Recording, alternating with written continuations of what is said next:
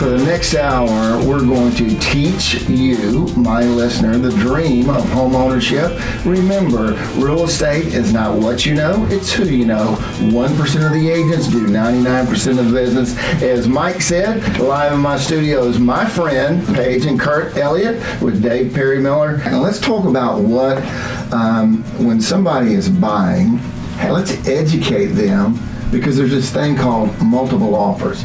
Well, with the low inventory, we're seeing a lot more multiple offers, and what it really means is that sellers are getting more than one offer really early in the process because there's so few homes on the market right now. So you really need to be in there and go with your best foot forward if you're in a multiple offer situation.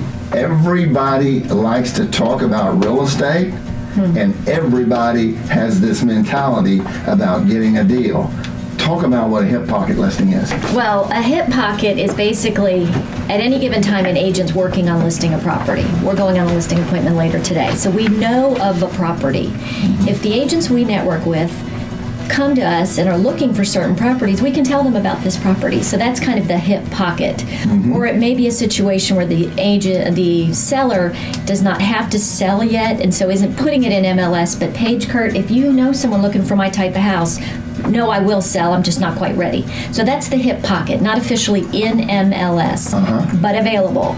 If you're joining us today, we are going down a path of teaching you, my listener, the dream of home ownership.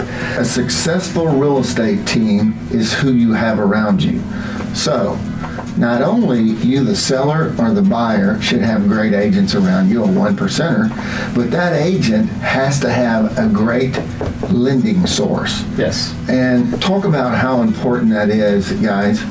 Well, the lender really sets the financial tone for the whole transaction. Yeah, it could be very key to the transaction. You have to have a great lender that knows what they're doing, that can help you through the process and walk you through it and explain everything you need to do up front to be prepared. There's a difference between an internet pre-approval and a pre-underwritten letter. Talk about that for a minute. Well, I think a couple of things come into play whenever someone's talking to their lender. One, we're going to make sure that they understand what it means to buy whatever price range their perception is that they want and can afford, or whatever that threshold is for a monthly payment.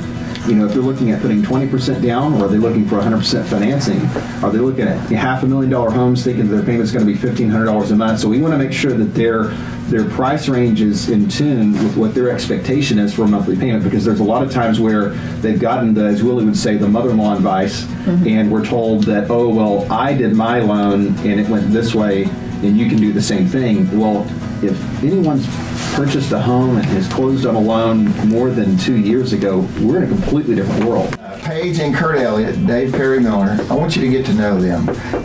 You can't find a better agent to represent you either on the buy or the sell side. 214-675-8353. Again, 214-675-8353. You're listening to Real Estate Talk with Willie Lambright, the absolute best, and I say best, and only nationally syndicated real estate talk show in the land. And we'll see you next time.